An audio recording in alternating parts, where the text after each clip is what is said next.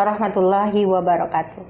Innal hamdalillah nahmaduhu wa nasta'inuhu wa nastaghfiruhu wa na'udzubillahi min syururi anfusina wa min sayyiati a'malina. May yahdihillahu fala mudhillalah wa may yudlil fala hadiyalah. Asyhadu an la ilaha illallah wahdahu la syarikalah wa asyhadu anna Muhammadan abduhu wa rasuluh la nabiyya ba'da amma ba'du. Puji syukur kehadirat Allah Subhanahu wa taala dengan mengucapkan alhamdulillah kepada kita karena sampai saat ini kita masih diberikan nikmat sehat, nikmat dapat menjalankan ibadah Ramadan dan Qiyamul Lail yang telah Allah suguhkan kepada kita di Ramadan ini. Kemudian salawat dan salam kita sampaikan buat baginda Rasulullah dengan ucapan Allahumma sholli ala Sayyidina Muhammad wa ala ali Sayyidina Muhammad. Assalamu alayka ya Rasulullah. Kaum muslimin dan muslimat rahimakumullah. Salah satu nikmat Allah yang besar yang diberikan kepada kita adalah nikmat harta, yang kadarnya tidak sama antara satu hamba dengan hamba lainnya. Ada yang kelebihan harta, ada yang diberi dengan kekurangan harta. Yang berkelebihan harta diperintahkan oleh Allah untuk berzakat, berinfak, dan bersedekah. Kita diperintahkan untuk membelanjakan dan menggunakan harta kita di jalan Allah. Sebagaimana firman Allah dalam surat Ali Imran ayat 92, lan tanalul birra hatta tunfiqu mimma tuhibbuna wa ma tunfiqu min syai'in fa innallaha bihi alim. Sekali-sekali tidak sampai kebaikan seorang kepada kesempurnaan sebelum kalian menafkahkan sebagian harta yang kalian cintai, dan apa saja yang kalian nafkahkan, maka sesungguhnya Allah mengetahuinya. Kaum muslimin dan muslimat rahimakumullah.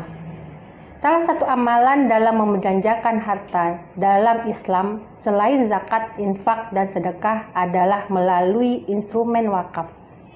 Dengan menunaikan wakaf, secara prinsip kita telah melakukan pemindahan kepemilikan harta kita dan meminjamkan harta tersebut kepada Allah Subhanahu wa taala sebagaimana firman Allah dalam surat Al-Hadid ayat 11 yang berbunyi, Man zallazi yuqridullaha qardan hasanah fayudha'ifahu lahu wa lahu ajrun karim. Siapakah yang mau meminjamkan kepada Allah pinjaman yang baik, maka Allah akan melipat gandakan pinjaman itu untuknya dan dia akan memperoleh pahala yang banyak. Kaum muslimin muslimat rahimakumullah. Prinsip wakaf adalah menahan asalnya dan mengalirkan hasilnya. Wakaf berasal dari perkataan Arab al-waqaf yang bermakna al-habsu atau al-man'u yang artinya menahan, berhenti, diam, mengekang atau menghalang. Apabila kata ini dihubungkan dengan kalimat yang sesudahnya seperti tanah, binatang, dan yang lainnya, ia berarti pembekuan hak milik untuk faedah tertentu. Adapun secara istilah syariat atau terminologi, wakaf berarti menahan hak milik atas materi harta benda wakaf dari pewakaf dengan tujuan menyedekahkan manfaat dan faedahnya untuk kebajikan umat Islam, kepentingan agama, atau kepada penerima wakaf yang telah ditentukan oleh pewakaf. Dengan kata lain, wakaf menahan asalnya dan mengalirkan manfaatnya. Orang yang berwakaf berarti melepaskan atas harta yang bermanfaat dengan tidak mengurangi benda yang diserahkan kepada perorangan atau kelompok agar dimanfaatkan untuk tujuan-tujuan tertentu yang sesuai dengan ketentuan syariat.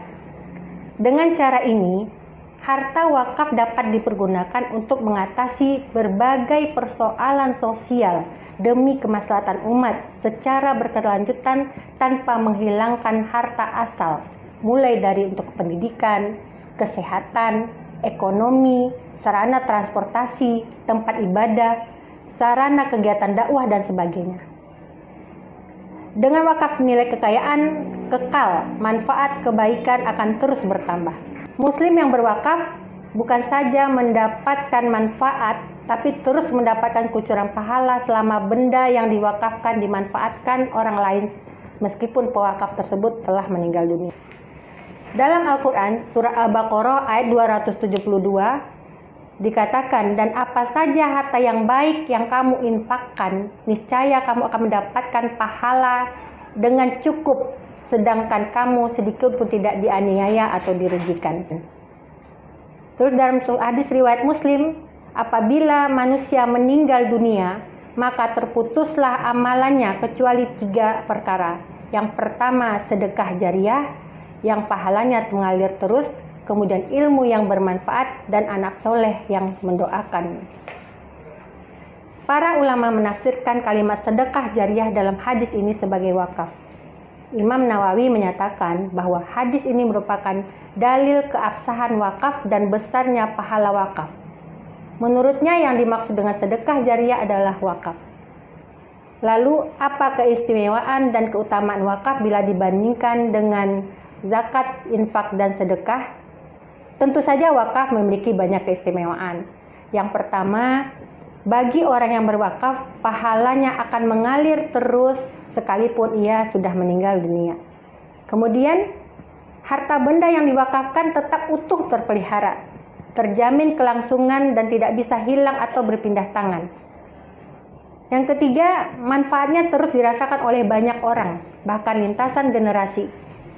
Yang keempat, setiap saat wakaf menebarkan kebaikan dan meringankan beban orang-orang yang membutuhkan seperti fakir miskin, anak yatim, dan orang yang tidak punya pekerjaan, para perjuang di jalan Allah, pengajar, penuntut ilmu, dan lain sebagainya. Kemudian yang kelima, wakaf akan terus memajukan dakwah, menghidupkan lembaga sosial keagamaan, mengembangkan potensi umat, mensejahterakan umat, memberantas kebodohan. Dan balasannya adalah surga. Manfaat yang berikutnya adalah dilipat gandakannya pahala hingga 700 kali lipat. Potensi wakaf jika diberdayakan dan dikembangkan, maka sudah bisa dipastikan perekonomian umat Islam akan tumbuh dengan hebat. Karena potensi wakaf umat adalah sumber daya yang tidak terbatas secara fisik maupun ruang dan waktu. Kaum muslimin wal muslimat rahimakumullah, semoga kajian singkat tentang wakaf ini dapat memotivasi kita untuk menafkahkan sebagian harta yang kita miliki di jalan Allah. Semoga Allah memberkahi kita dengan rezeki yang halal, bermanfaat dan berkah. Amin ya robbal alamin. Billahi taufik wal hidayah. Wassalamualaikum warahmatullahi wabarakatuh.